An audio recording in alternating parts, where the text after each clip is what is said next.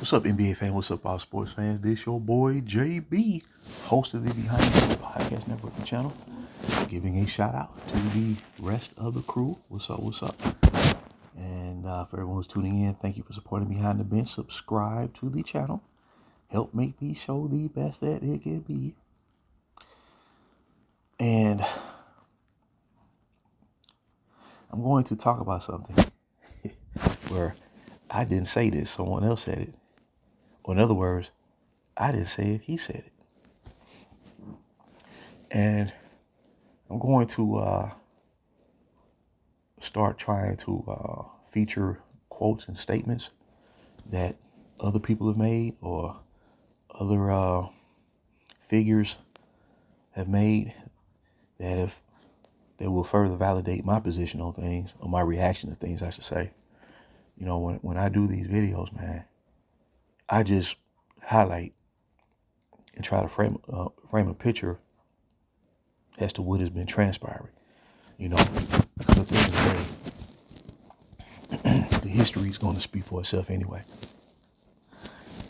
And this is why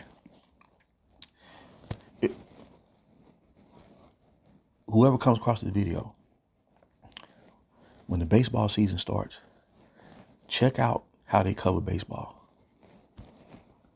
You will rarely, two things that you're going to notice. You're not really going to see any narratives per se, and you will not see past figures in baseball get downgraded and diminished or disparaged. You're not gonna see that, man. One thing I love about baseball, historians, they ain't gonna uphold those luminaries from the past, man. They gonna do it, man. They don't care if they played in the 1920s or 1930s. And what I like about what Major League Baseball is doing now, they're incorporating the statistics and records that were achieved by black baseball players who had to represent the Negro leagues, you know, due to biases, you know, during that time until Jackie Robinson, you know, as they say, broke the color line back in 1947. They do a beautiful job of preserving their history, and it really should be commended. The NFL does it for the most part. You don't see them trashing past players. You know, I used to love watching NFL films by Steve Sabol, and the narration, you know, of those times, man. You know, football players doing the 60s, 50s, 60s, 70s, 80s, man. It was just awesome, man. And they really respected the history of the game, man. The NBA is not doing that, and I'm sure the NHL, they uphold they past greats too. You don't see no one saying, "Oh man, Wayne Gretzky was trash. He didn't play against nobody." Oh, Mario Lemieux, man, you know, he wasn't talking about nothing. You see what I'm saying? He had this guy and that guy. But just peep game how baseball covers their sport. And they honor it, man. They honor it, dog. And they don't be talking about GOAT talk every day either. That's the beautiful part about it. And that's my segue into what I want to talk about now. And it was something that Charles Barkley brought up during the 2016-2017 season when the Cleveland Cavaliers, who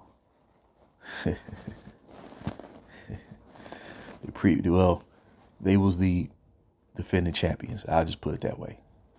And then out of nowhere, the Hurricane, and I hate to refer him to that, man, but the way he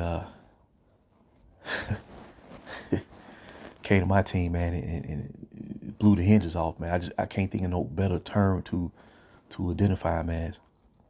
But we'll say LBJ.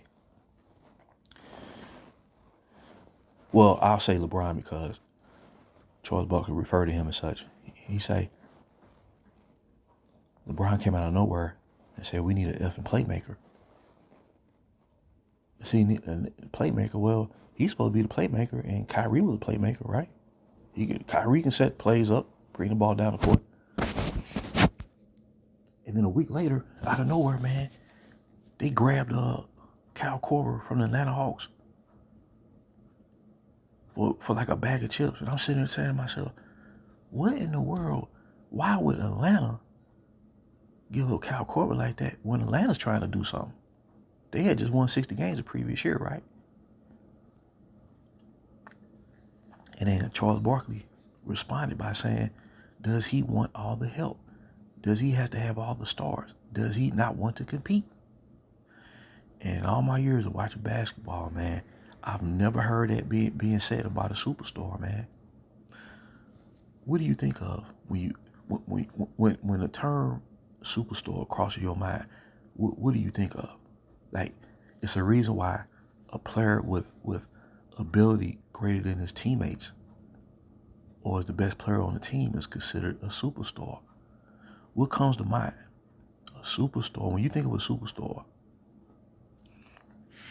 naturally what comes to mind is a player who's the most talented on the team, the most dominant player on the team, the player who his teammates are going to gravitate to for leadership and to carry them to victory, right? And before I really break this down, a lot of what these superstars or these potential star players, I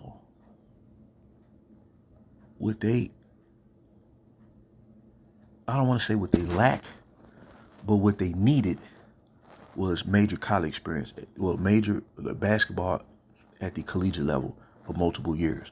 What college does is when you think about all these great players in the NBA doing, in past decades. When you play at that level, you playing, big time conference games versus rivals, like Duke, North Carolina, Georgetown, Syracuse, UCLA versus Arizona, Kansas versus Oklahoma, Kansas versus, so many great rivalries. What happens is, man, when you face adversity like that, like a road game, a major road test, and as they say, enemy territory, and the crowd is trying to intimidate you. When you learn how to win under that type of duress and pressure, that helps cultivate that superstar mentality. It's not just a mindset, but a mentality. So when you go pro,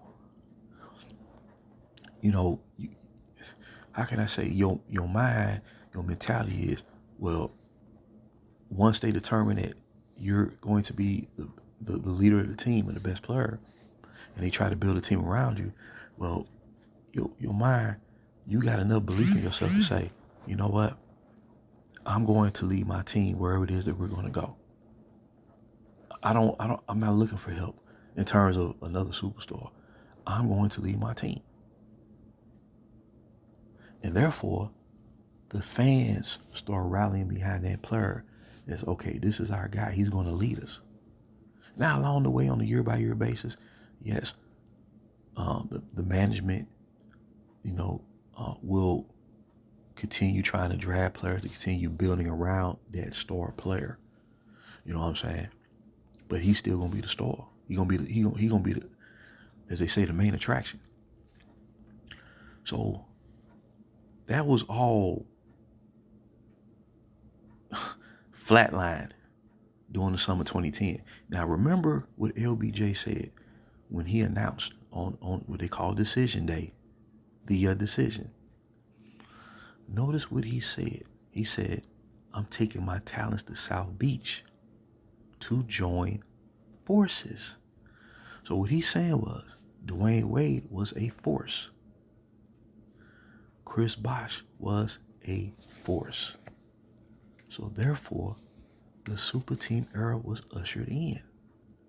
Now I know his fans gonna come across this, man. They're gonna scoff at it, and they're gonna try to tell you now, 15 years later, that Dwayne Wade was not a superstar, Chris Bosh was not a superstar. But when they Team USA, USA Basketball selected the players to represent the United States, that they dubbed the Redeem Team. Well, everybody that was selected on that team, uh, uh, especially the starters would say, they were all billed as superstars. Chris Bosh was identified as a franchise player. This is a guy who was a 7-time All-Star and was dropping 24 and 10 his last 2 years in Toronto. He was the best stretch power forward in the NBA, and he was left-handed. Okay, we know about Wade. He led the league in scoring in 2009, and LeBron led the league in scoring, if I'm not mistaken, in 2008. So both of them, when they won the scoring title, did average 30 points a game. So see, this ain't about taking away from LBJ and his ability as a player. It's about the mindset. It's about the mentality. And when 3 players join forces like that, well, it's going to create a myriad of problems. Everything is devalued at that point. Think about it. Wouldn't it have been awesome to have seen Dwayne Wade and LBJ, or LBJ and Dwayne Wade, however you want to order it, face each other in the playoffs? Can you imagine the build up to something like that? Can you imagine that? It'd have been off the charts. They were both entering Dwayne Wade was in his prime. LBJ was entering his prime. But they both had been in the league for 7 years. Can you imagine that? Because it would eventually have happened. Man, I'm telling you, I would have tuned in and watched that. But we never got the chance to see that because they became teammates. They joined forces. In NBA years past, we saw Bird go up against the best of the best in the playoffs at his position. We saw Magic Johnson go up against the best of the best at his position. Or just overall in the grand scheme of things.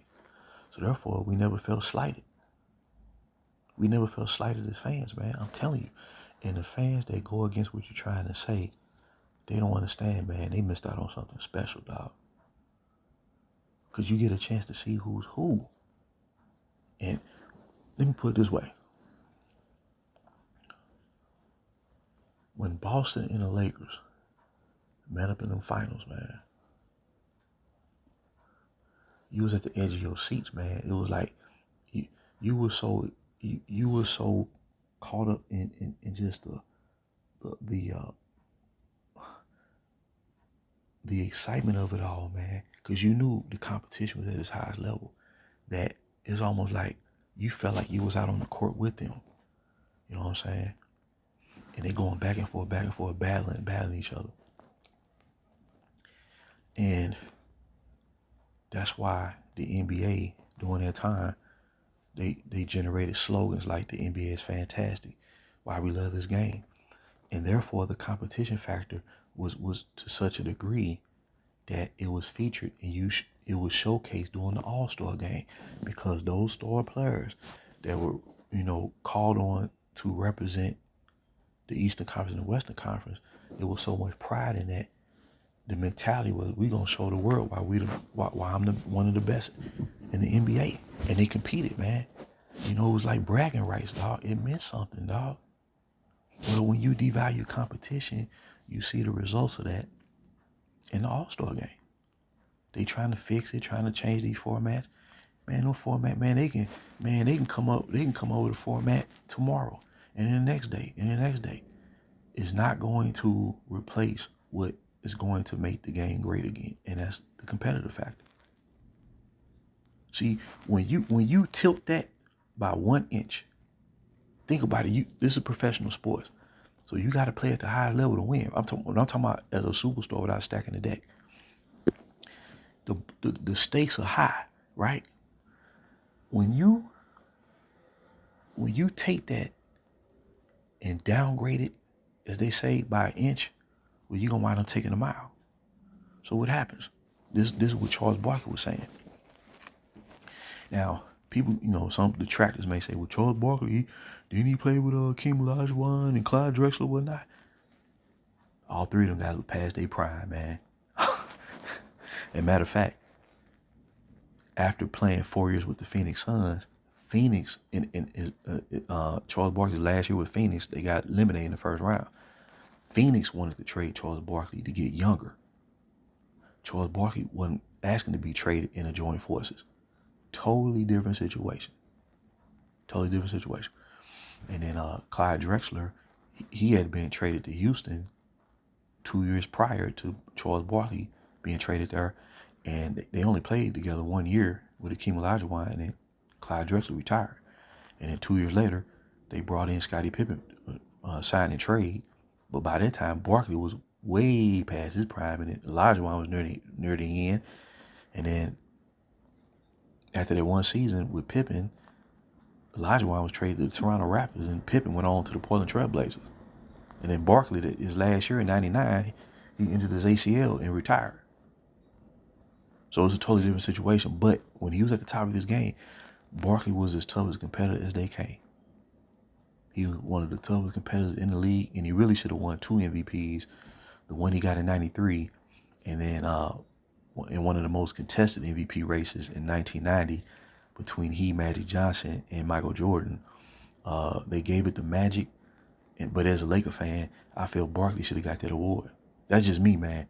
I'm just, if you deserve an award, if your game, warrants that you get that distinction, you should get it. You know what I'm saying? But anyway, what I'm trying to say is, man, when Barkley called that out, that should have been a call to the NBA, man. Y'all got to address this. He's supposed to be the so-called face of the league, but he's devaluing competition every year. And I know, like I said, man, look, I think the NBA, they've been trying to come up with a formula, man, to overtake Michael Jordan's influence of the game. They've been scratching their head for God knows how long. And I believe the league thought that by pairing him up with 2 superstars, or him pairing up with 2 superstars, was going to send the ratings through the roof, and was going to create such a buzz that Michael Jordan's impact would no longer resonate. But see, the thing about it is, man, your impact is your impact. It's going to resonate always. Will Chamberlain's presence in this league, for the basketball historians, man, who appreciate the history of the game, that'll never wane, because he played in the league and he dominated. So, but the fact of the matter is, there was an initial curiosity in that first year of the Miami Heat super team. And then from 2012 up until now, ratings have continued to decline. Check this out. Basketball fans out there, do y'all remember the playoffs in 2019? The 2019 playoffs. Now, like I said, I don't compare eras, man. But that playoff in 2019 was one of the greatest playoff rounds that I've ever seen as a fan of the NBA. One of the best ever. You had great competition. There were no super teams out there. The defense was on point. It was physical. The officiating was supreme. The coaching was great. It was awesome strategy. And just everything elevated, man. You saw Kawhi Leonard hit a shot for the 80s versus the Philadelphia 76ers in that second round Eastern Conference semifinal for Toronto Raptors. And I'm telling you, man, that playoff, you heard so many fans just felt so refreshed to see a playoff like that. I had no complaints, dog. There was no narrative. There was no GOAT talk. It was just guys out there competing, man, and let the best man and let the best team win, dog. I was so elated, man. It just took me back. It felt so real and so natural. it took me back to the pre-super team era, man. I'm telling you, man. You had every playoff, even in the first round, you had big time playoff series. The Clippers battle the Warriors, the 6 games, man. That was a tough matchup. The Clipper team was competing. You know, like I said, the Sixers in Toronto, Milwaukee, Boston. You know, it was just here come Denver. Denver was starting to emerge. You know, it was just an exceptional the coverage, the analysis, the play calls, man. I'm telling you, because what elevated it, what stood out so much, is because of the competition factor. That's why they was taking 3-pointers. You know what I'm saying? It was the competition factor, and it was beautiful to watch, man. And then they went right back to the same old MO, man. And the ratings have plummeted by during their 50% over these past 12 years. It's because the competition value has been significantly diminished. And this is why the super team era never should have took place. You know what's funny is, as past eras gets trashed now and get discredited, imagine when the smoke clears, once all this is over, when they pull back the layers on this era, because real basketball critique will return. It will return when the smoke clears, guaranteed. Because if not, the NBA won't last. The NBA won't last. And I'm going to tell you something. These young stars out here, they playing hard, competing hard.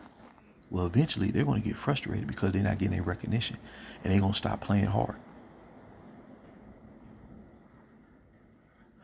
This is what happens when you place one guy above the other, above the league. And this is what Charles Barkley alluded to back in 2017 when he said, does he want all the help? Does he not want to compete? See, the superstars are supposed to maintain the standard. The standard was cast aside when all this started. And it's caused all this turbulence and chaos throughout the league. We never saw superstar players under contract requesting trades and requested trades to said team.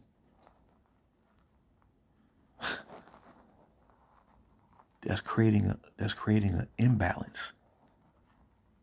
And see, the thing about it is, well, when that started in 2010, eventually you was gonna see other superstars do it. The Brooklyn Nets gave up 3 number 1 picks to bring in 3 aging players to try to form their own version of a super team to try to match up with Miami super team. But the problem is, the guys that they brought in, although they were first ballot Hall of Famers, they was well past their prime. And they lasted 1 year, then they wound up trading Paul Pierce to the Wizards, and then KG back to Minnesota to finish his career off. And then Jason Terry, I think he went to like Milwaukee or somewhere. You know what I'm saying? And then they folded like a tent for 4 years. And see, the thing about it is, those dominant teams back in the day, like the Bulls, the Lakers, the Celtics, or the Rockets, the way they were built, they raised the bar, and other teams slowly built their team up to try to pose a major challenge. They weren't taking shortcuts. That was the beauty of it, people.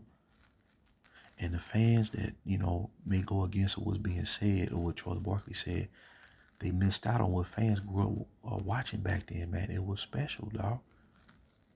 We're not saying the league was perfect back then. No. But when we saying those superstars, you can count on them showing up, dog, to compete, to show I'm gonna lead my team. I believe I can lead my team. But when you go this route, everybody loses out. Everybody loses out. We all been sold short. And ultimately, LBJ, he sold himself short. Because apparently what he said was, He couldn't do it. So then that's when they start putting the onus on his team. Oh, they're not getting enough help. He ain't got enough good teammates on the team. But he goes to Miami. He joins forces with Wade and Bosh. They go to the finals against Dallas, and he still lost. So therefore, you can't blame his teammates in Cleveland. You can't blame the head coach in Cleveland. And then to add to it, Dwayne Wade averaged 26.6 points a game in the finals.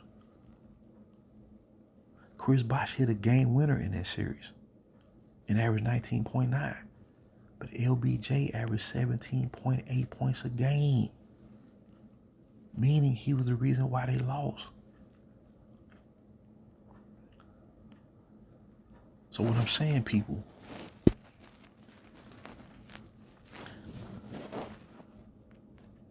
by him joining forces,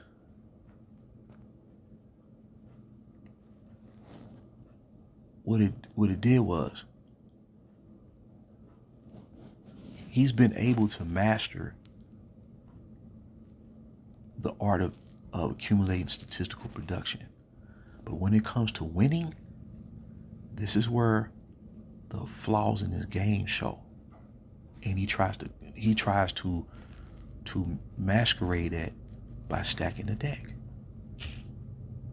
So therefore, the onus is no longer placed on him, it's placed on whoever he tries to put around him.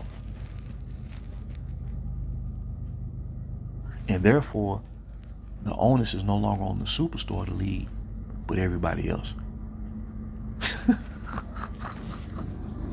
Whereas, if he would have truly worked on his game and understand that you may have to sacrifice those stats in order to win, meaning, instead of, trying to drive to the hole all the time to get the majority of your points, if you develop a mid-range game to counter what defenses are trying to do that shut him down versus Dallas, he would be an even greater player. This is what I'm trying to say. So ultimately, he shortchanged himself. I'm telling you, man, the superstar mentality is the whole catalyst to this. Nobody said he's not. Everybody know he's a superstar. Everybody know that. Right? The problem is, man, when it comes to the being competitive, I'm talking about truly competitive, he don't have that mentality of the superstars of the past or contemporaries. And that's what's unfortunate.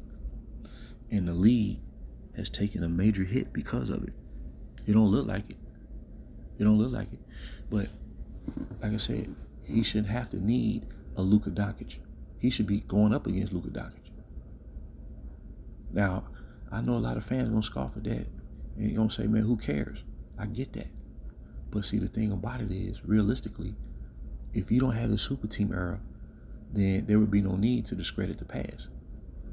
You uphold the past. See, when Jordan started off winning, let me put it this way.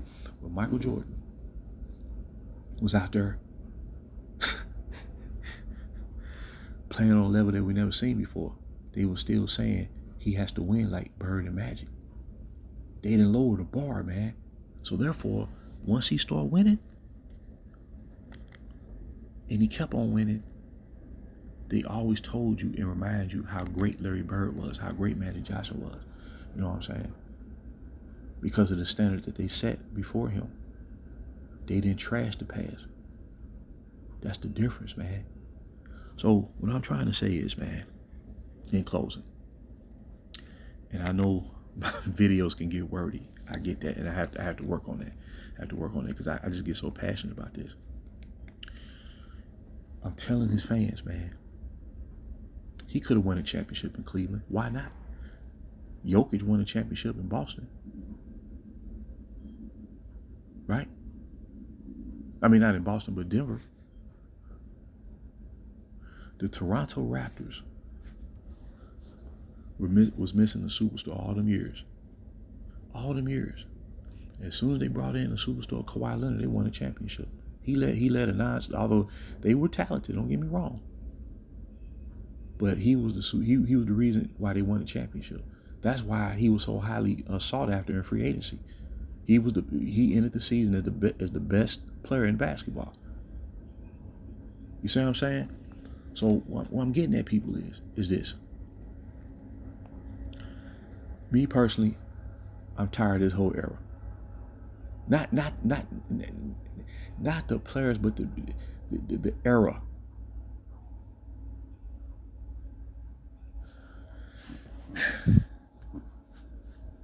If you can't win with Anthony Davis and you need a Luka Doncic, how can you be? This just hit my mind, people. The MVP criteria has been devalued. It's so convoluted now. How can you be stacking a deck and be considered as an MVP candidate? I mean, I'm seriously. I would say this about any superstar that stacked a deck. When KD went to Golden State, shit, he was basically giving you the same numbers he always did. But they weren't going to even consider him for MVP because they say he was on the super team. Well, LBJ was playing with Wade and Bosh.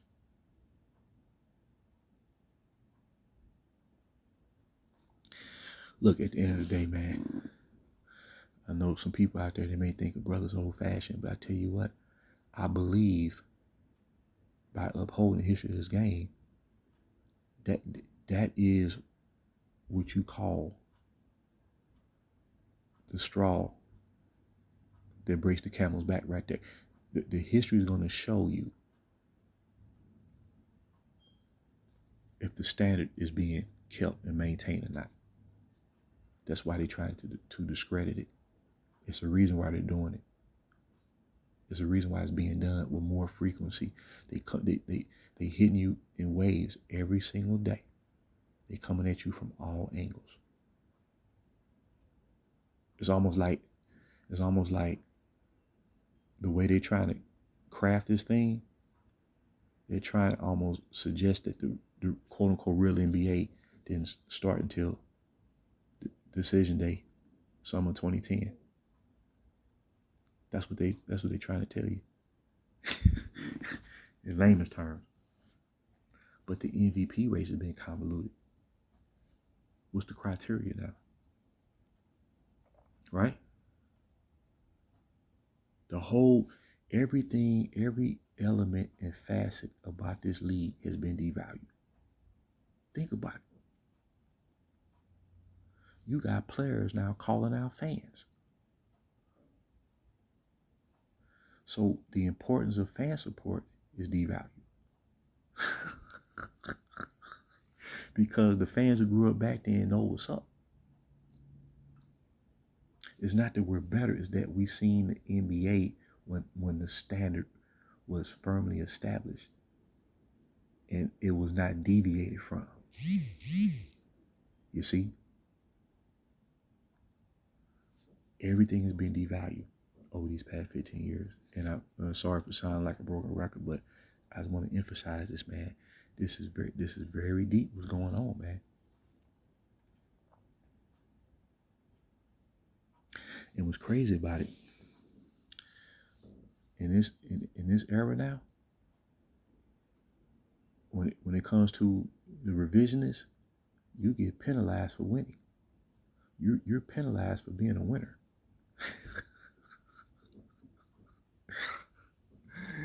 But now if you fall short, it's because you didn't have enough help. Which means the standard is not being maintained because they want to see a certain guy rock and roll. It's unfortunate. But in the end, it's further setting the lead back. And this is what Charles Barkley is talking about. This is what Charles Barkley was talking about. Do he not want to compete? And I find this whole concept boring. And over these past 7 years on my team, man, I haven't been excited about anything. That's just me, man. Like when it's real, man, I get amped up.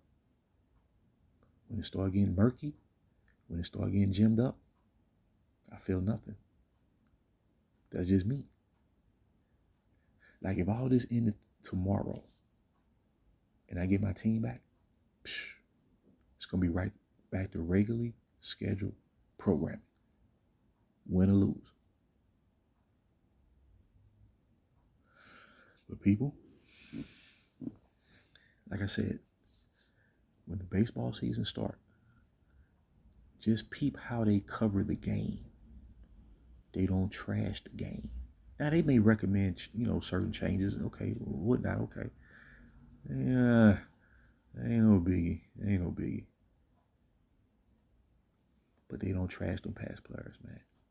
Football, you can't create no negative in football because you got to come out there every week and you got to show and prove who you are. It is what it is, people. But I want to give kudos to Charles Barkley, man. And all I want right now as a fan of the NBA, and hopefully eventually all fans will want, is to get competition back. Like I said, even if it ain't about your squad, even if someone proves to be better or another team proves to be better than whoever your squad is, at least you know where you stand. See, that's the key. But when you circumventing the system and shortcutting the game, well, you really don't know who's who. Now, they can try to convince you otherwise, but deep down, you don't know who's who, man. And I'm going to tell you, when history looks back on this era, man, when it really peel it back, a lot of stuff going to be pointed out, man. And the real history of the game is going to be upheld. That's right. But I just want to drop that nugget real quick. And like I say, the most I've been excited during these past 15 years is when the Dallas Mavericks won the title, because they was a real team, a non-super team led by a superstar who carried his team on his back throughout the course of their playoff and had a run for the ages. I got excited when Golden State won. No, the Spurs won in 2014. They built their team up. Tim Duncan, he took a lesser role for the better of the team. And I would say that 2014 Spurs team is one of the top 10 single greatest championship teams in league history. And I mean that when I say that.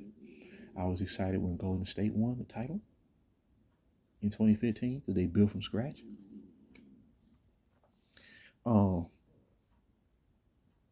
Kevin Durant evened the playing field by going to Golden State. And he outplayed LeBron in them two finals, especially in the fourth quarters. But it wasn't exciting as seeing Golden State when they won the title in 2015 and in 2022. Because Curry led a non-super team to the championship. I was excited to see that. And he was so over. Remember when Curry was on the verge of winning that championship, Game 6 in Boston, and he knew he had won it, and he was just so overcome with emotion that he was crying. I'm telling you, man, that put tears in my eyes. I got tingles. Over that, dog. Because he became a freaking champion.